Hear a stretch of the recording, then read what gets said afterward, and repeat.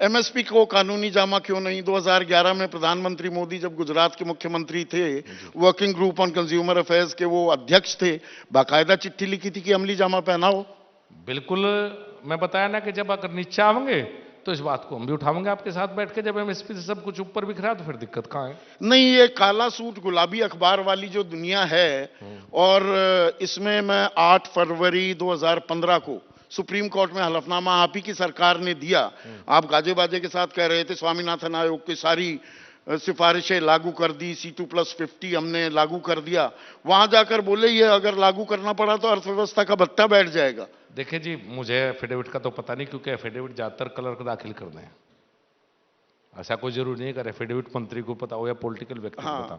इस देश में क्लर्कों के हाथ में बहुत पावर है, पता नहीं लगता कब कोर्ट में चले जा। भाई मैं मंत्री हूं, कई बार तो मुझे भी कोर्ट से पता लगा रहे किसने दाखिल कर दिया। भाई कुछ दिमाग तो लगाए थे, तो उनकी तो बात नहीं करता। लेकिन स्वामीनाथन जी की ज्यादातर सिफारिशें उन्हें कहने का अधिकार किसने दे दिया? जो 8 साल स्वामीनाथन की सिफारिशों पर बैठे रहे। हाँ, बैठे रहे, जिक्र भी नहीं करा। कम से कम हमने वे अलमारी में तो धूल फांक रही थी काटी, उनमें काट के कुछ लागू 100% तो नहीं मैं कहूंगा, वो झूठ बोलना हो जाएगा, लेकिन उनमें से काफी सिफारिशें लागू करने का प्रयास किया और काफी सिफारिशों में हम ज्यादातर लागू। अब ये जो सर्वांगीण विकास है, थोड़ा बदलाव भी है, उससे जुड़ा एक आखिरी सवाल जो आपके मंत्रालय से भी जुड़ा है। मत्स्य जो संपदा योजना है, प्रधानमंत्री मत्स्य संपदा योजना, अब उसमें 3 टन से 5 टन प्रति हेक्टेयर पैदावार हो, मछली हो, और 1 लाख करोड़ का टारगेट आपने रख दिया है कि उतना टर्नओवर होना चाहिए। नहीं, होना नहीं चाहिए, एक्सपोर्ट का हमने। एक्सपोर्ट हो जाएगा वो? हाँ जी, अभी हमारा एक्सपोर्ट या गोल पोस्ट सेट ही किया गया है, ये हकीकत में बदल जाएगा। अभी हमारा एक्सपोर्ट जो है 60,000 करोड़ से ऊपर है इस समय पे, और ज्यादातर श्रिम्प को हम एक्सपोर्ट करते हैं। हमने एक प्रयास शुरू किया था इसी सरकार में कि पहले श्रिम्प फार्मिंग सिर्फ होती थी आंध्र प्रदेश तटीय इलाकों में समुद्र के। अब श्रिम्प फार्मिंग पहुंच चुके, आपके हरियाणा, राजस्थान, आपके मथुरा तक पहुंच गई है। तो अब नया हब बनने की तैयारी में श्रिम्प फार्मिंग की। ये इलाका है जहाँ सैलाइन वाटर है, जहाँ किसान को खेती नहीं होती फसल।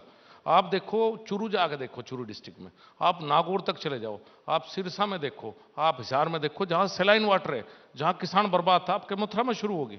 तो नया हब श्रिम्प फार्मिंग का इलाका बन रहा, और जो एक्सपोर्ट बढ़ेगा ये इसी इलाके से। और जो एग्री क्लिनिक की परिकल्पना की गई है वो इसको पुश करेगा क्या? बिल्कुल, निश्चित रूप से। देखिए, सहयोग चाहिए। अभी एनएफडी भी हमारा हेडक्वार्टर हैदराबाद में था, अब हो सकता है बहुत जल्दी हम एक ब्रांच उसकी हरियाणा में, गुड़गांव में, दिल्ली में खोल लेंगे जो इधर को है। क्योंकि अब तक फिशरी का मतलब था साउथ इंडिया, आंध्र प्रदेश और वो इलाका। अब फिशरी को इधर लेकर आ रहे। देखिए, मेरा मंत्रालय, तो मैं बात करूं कि मेरा मंत्रालय तो कुछ था ही नहीं। जब मैं 2014 में आया, एनिमल हस्बेंड्री, डेयरी, फिशरी का कुछ था ही नहीं सिस्टम। एक छोटा सा ऐसे कोने से मैं रखे थे। भाई मंत्रालय तो दे दिया, कहने के मंत्री बना दिया आप संजीव बाल्याण, खफा मत होना। हाँ जी, कुछ हाल ऐसा था मंत्रालय का। तो अब आया है, अब 12,500 करोड़ का तो एक हमारा एफएमडी का बजट में जिक्र भी है उसका।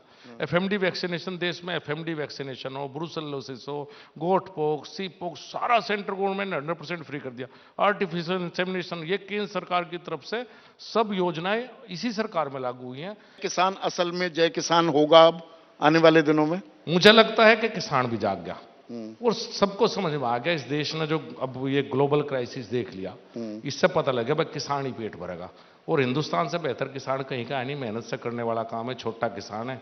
तो आगे आने वाले भविष्य में मुझे लगता है खेती किसानी की निश्चित रूप से पूछ होगी।